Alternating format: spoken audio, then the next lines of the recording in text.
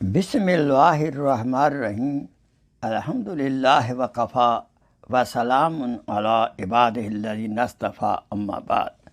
क़ाल अल्लाहु तबारक व तआला फ़िल कलामिल मजीद वल फ़ुरक़ानिल हमीद। बाद अऊज़ु बिल्लाहि मिनश शैतानिर रजीम। बिस्मिल्लाहिर्रहमानिर्रहीम। क़द अफ़लह मन ज़क्काहा व क़द ख़ाब मन दस्साहा। क़ाल रसूलुल्लाह सल्लल्लाहु अलैहि वसल्लम इन्नमल आमालु बिन्नियात। सदक़ल्लाहु मौलानल अज़ीम व सदक़ रसूलुहुन नबियुल करीम व नहनु अला ज़ालिका मिनश शाहिदीन व शाकिरीन वल्हम्दुलिल्लाहि रब्बिल आलमीन।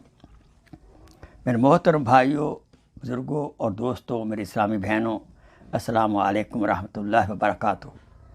आज आपकी खिदमत में एक बहुत ज़रूरी मौजू, बिलख़ुसूस बहुत बड़ी एक इल्मी गलती जो हो रही है बाद हज़रात में, उसको दूर करना है।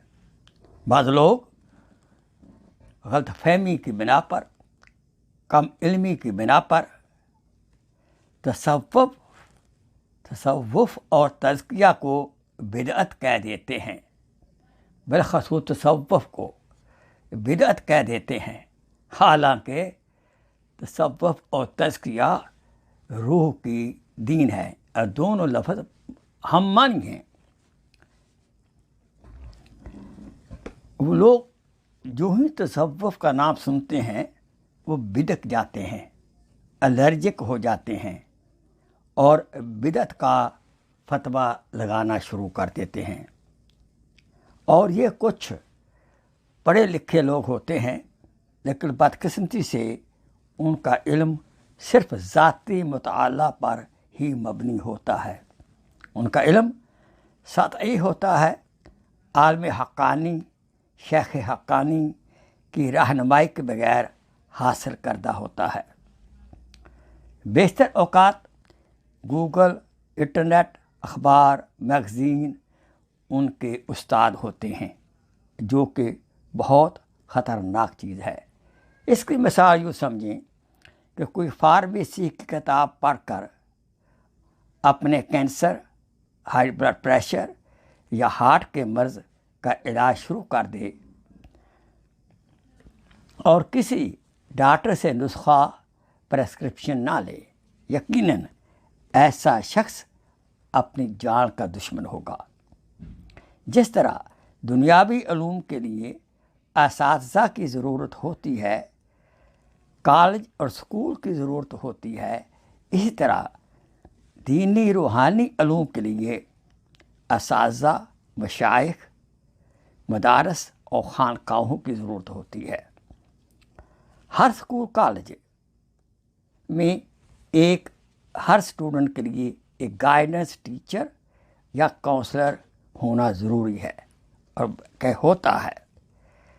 कॉलेज में तो ये हाल है कि काउंसलर के बगैर, मेंटर के बगैर, गाइडेंस काउंसलर के बगैर आप किसी कोर्स में रजिस्टर नहीं हो सकते। जिस तरह दुनियावी तालीम हमारी जिस्मानी ज़रूरियात पूरी करती है, इसी तरह दीनी रूहानी तालीम हमारी रूहानी ज़रूरियात को पूरा करती है। दुनियावी तालीम का फ़ायदा तो जिस्म को मौत तक ही होता है, जो कि जिस्म आर्जी है, लेकिन रूहानी तालीम का फ़ायदा जिस्म और रूह को मौत के बाद तक भी रहता है, जो कि रूह दायमी है। मिसाल के तौर पर अर्ज़ है, अगर जिस्म बीमार हुआ और डॉक्टर से दवाई ना ली तो मौत पर बीमारी ख़त्म हो जाएगी। लेकिन अगर रूह बीमार हो गई, किसी रूहानी डॉक्टर, आलिम हक्कानी, शेख हक्कानी से दवाई ना ली तो रूहानी बीमारी मौत पर ख़त्म ना होगी। मसलन शिर्क, किबर जैसी बीमारी तो जहन्नम में ले जाएगी और वहाँ जहन्नम के ICU वार्ड में इलाज होगा, शिफा पर जन्नत नसीब होगी। لہذا یہ ثابت ہوا کہ روحانی بیماریوں کا علاج جسمانی بیماریوں کے علاج سے زیادہ ضروری اور اہم ہے۔ تصوف تزکیہ انہی روحانی بیماریوں کے علاج کا نام ہے۔ تصوف تزکیہ انہی روحانی بیماریوں کے علاج کا نام ہے۔ تصوف تزکیہ دین اسلام کی بہت بڑی بنیاد ہے، بلکہ دین اسلام کی روح ہے۔ یاد رہے، رسول اکرم صلی اللہ علیہ وسلم کی 4 ذمہ داریوں میں سے سب سے پہلی ذمہ داری تصفیہ قلوب اور تزکیہ نفوس تھا، یعنی یہی تصوف اور تزکیہ سے متعلق آپ کا علم مبارک اور آپ کا عمل مبارک تھا۔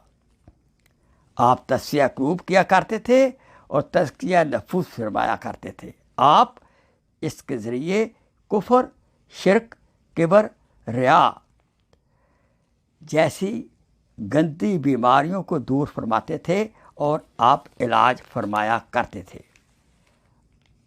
اب آپ کی مرضی ہے کہ آپ تصوف تزکیہ کو بدعت سمجھے یا اپنی روحانی بیماریوں کی تشخیص کروا کر ان کا دنیا سے رخصت ہونے سے پہلے علاج کروائیں اور بفضل خدا سیدھا جنت میں جائیں، نہ کہ وایا جہنم۔ کہ وایا جہنم ان کو جانا پڑے گا جو کبر جیسی بیماریاں لے کر دنیا سے رخصت ہوگا۔ لہذا آپ اپنے دل کی یقین اور دماغی غلط فہمی جو تصوف کے بارے میں ہے اس کو دور فرمائیں۔ تصوف کا ماخذ، تزکیہ کا ماخذ قرآن و حدیث ہے۔ یاد رہے، فقہ کی 2 اقسام ہیں، ایک ظاہری فقہ جس کا تعلق جسم سے متعلق اوامر و نہی سے ہے، اور دوسرا باطنی فقہ جس کا تعلق روح سے متعلقہ اوامر و نواہی سے ہے۔ جسمانی ظاہری فقہی مسائل کا حل علماء حق مفتی اعظام کے پاس ہے، اور روحانی باطنی فقہی مسائل کا حل مشائخ حقانی کے پاس ہے۔ البتہ یہ صحیح ہے کہ جس طرح بے سند ڈاکٹر میڈیکل پروفیشن کو بدنام کرتے ہیں، اسی طرح بے سند جاہل صوفی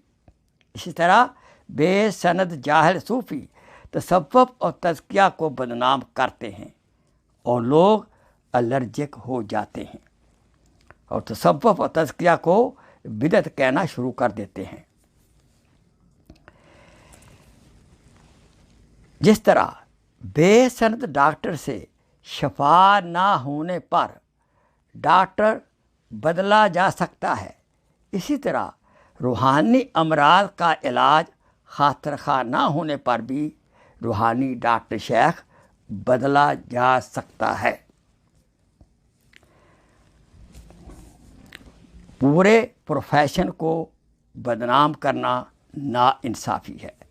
لہذا میری مؤدبانہ درخواست ہے کہ جس طرح ہمارا ایک پرائمری جسمانی ڈاکٹر جسمانی بیماریوں کے لیے ہوتا ہے، اسی طرح ہمارا ایک پرائمری روحانی ڈاکٹر روحانی بیماریوں کے لیے بھی ہونا چاہیے، اور یہ ڈاکٹر تو آپ کو جہنم سے بچا کر سیدھا جنت میں بفضل الہی لے جانے کی کوشش کرے گا۔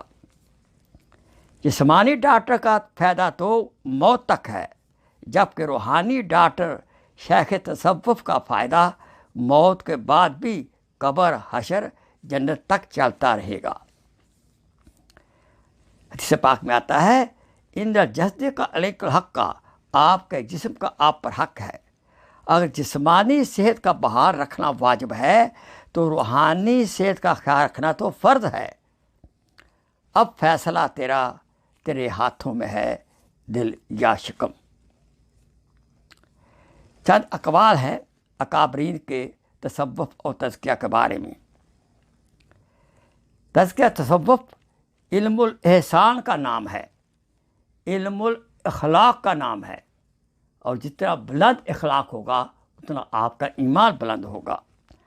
حضرت جنید بغدادی رحمۃ اللہ علیہ فرمایا کرتے تھے کہ مخلوق سے منہ موڑنے کا اور خالق سے رشتہ جوڑنے کا نام تصوف و تزکیہ ہے۔ حضرت مجدد الفسانی رحمۃ اللہ علیہ فرمایا کرتے تھے شریعت پر اخلاص سے عمل کرنے کا نام تصوف اور تزکیہ ہے۔ حضرت تھانوی رحمۃ اللہ علیہ، حضرت محمد اشرف علی تھانوی رحمۃ اللہ علیہ فرمایا کرتے تھے کہ اپنے آپ کو مٹانے کا نام تصوف اور تزکیہ ہے، اور بلکہ تو یوں کہتے تھے اپنے مٹنے کو بھی مٹانا ہوتا ہے۔ شیخ زکریا رحمۃ اللہ علیہ فرمایا کرتے تھے کہ تزکیہ تصوف کی ابتدا اعمال بالنیات سے ہوتی ہے اور انتہا ان تعبد اللہ کانک ترا علم الاحسان پر ہوتی ہے۔ حضرت مولانا احمد علی لاہوری مفسر قرآن فرمایا کرتے تھے تصوف تزکیہ کیا ہے؟ جو کہ اسلام کی روح ہے کہ اللہ تعالیٰ کی ذات کو عبادت سے راضی کرو اور رسول اکرم صلی اللہ علیہ وسلم کو ان کی اطاعت سے راضی کرو اور مخلوق خدا کو خدمت سے راضی کرو۔ یہ اسلام کی بہترین تفسیر ہے اور تزکیہ تصوف کی بہترین تعریف ہے۔